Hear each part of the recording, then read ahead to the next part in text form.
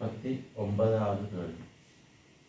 முறையே M1 M2 எனும் துணிவுகளையும் Q 2Q எனும் ஏற்றங்களையும் உடைய A, B எனும் ஏற்றப்பட்ட துணிக்கைகள் ஒரு சீரான காந்தப்புலத்திற்கு செங்குத்தாக உருவில் காட்டப்பட்டுள்ளவாறு முறையே R, 2R எனும் ஆரைகளை உடைய வட்டப்பாதைகளில் இயங்குகின்றன.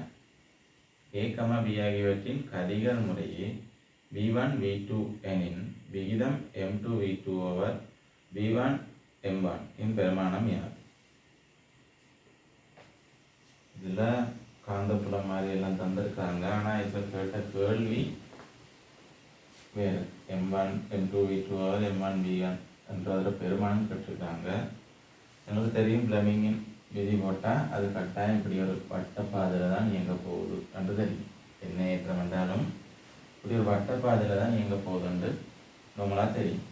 கேள்வி கேட்டது என்னன்னா இந்த விசையில், அதாவது இந்த உந்தங்களுக்கு இடையிலான விகிதம். உந்தம்னு சொல்ல முடியாது. M2 V2 over M1 V1 இதுக்கு இடையிலான விகிதம் தான் கேட்டிருக்கேன். இப்போ முதலாவது இது ஒரு வட்டப்பாதையில் இயங்குதுண்டா மையத்தை நோக்கி ஒரு விஷயம் வந்து தாக்கும். இந்த ரெண்டுலையுமே மையத்தை நோக்கி ஒரு விஷயம் வந்து தாக்கும்.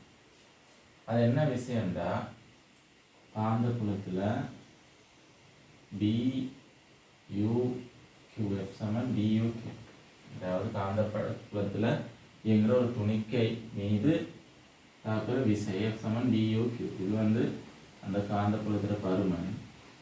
Uன்றது என்னண்டா அது இயங்குற வேகம்.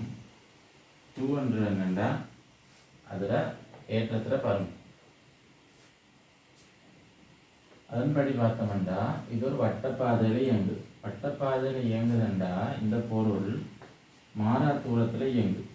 உள்ளுக்கும் வருதில்லை, வெளியும் போகுது. அப்படின்னா என்னது, உள்ளுக்கு வர விசையை சமப்படுத்துகிற அளவுக்கு வெளியே ஒரு விசை தாக்குது. மைய அது தெரியும் எனக்கு. என்னது உங்களுக்கு என்ன தெரியும்? அது மைய நாட்ட விசை, மைய நீக்க விசை. மைய நாட்ட விசையாக அதை கவர்ற மாதிரி கொடுக்குற விசை F சமன் BUQ.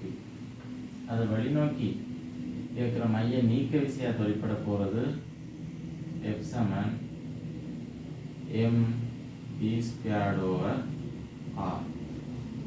இது ஆரை, இது வட்டப்பாதையில் இயங்குற துணிக்கை ஏக பரிமாண வேகம் இந்த துணிக்கையில் தெளி. சரியா? இப்போ இது ரெண்டையும் சமப்படுத்தினோம்னா BUQ சமன் MB² over R. இது தான் நாங்கள் இந்த ரெண்டுமே அப்ளை பண்ண போகிறோம். ஏக்கும் பிக்கும் கண்டு M2 V2 over M1 V1 கண்டோம்னா சரி. இந்த Uவும் இந்த Vயும் ரெண்டும் சமம். இந்த Uவும் Vயும் சமம். அப்போ நாங்கள் இந்த Uக்கு பதிலாக நாங்கள் V என்றே போடணும். அப்போ இங்கே ஒரு V இருக்கு, இங்கே ஒரு V இருக்கு, கொண்டு வரணும். அப்போ BQ சமன் MV over R. அப்போ MV விகிதம் சமன் BQR. ஆனால் இந்த B என்றது என்னது, ஒரு மாறிலி. B என்றது ரெண்டுக்கும் பொதுவாக தான் தந்துருக்காங்க அந்த காந்த புலத்தை. அதனால் B என்றது ஏக்கும் பிக்கும் மாறாமல் இருக்கும். அப்போ இது ஒரு மாறிலி என்றதால் MB நேர்விகித சமன் QR. இப்போ ஏக்கு என்ன சொல்லியிருக்காங்க, ஏக்கு M1 V1,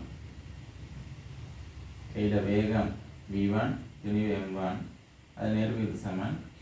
கையில் Q என்னது, ஒரே ஒரு Q 1Q.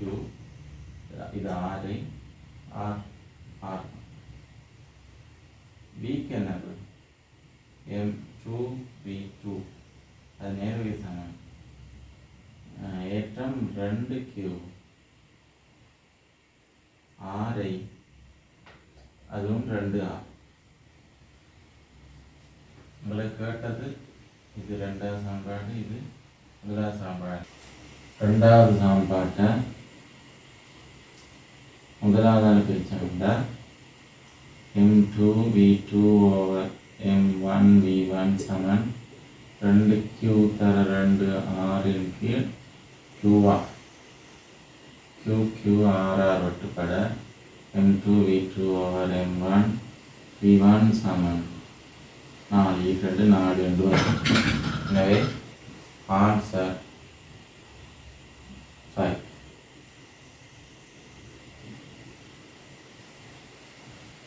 என்னுடைய விளக்கங்கள் உங்களுக்கு திருப்திகரமாக இருந்ததுண்டா இந்த வீடியோவை சப்ஸ்கிரைப் பண்ணி லைக் பண்ணி ஷேர் பண்ணி ஒரு சப்போர்ட் ஒன்று பண்ணுங்கள். வீடியோவில் எதுவும் குறை நிறைகள் இருந்ததுண்டா கமெண்ட்டில் மறக்காமல் தெரிவிங்க.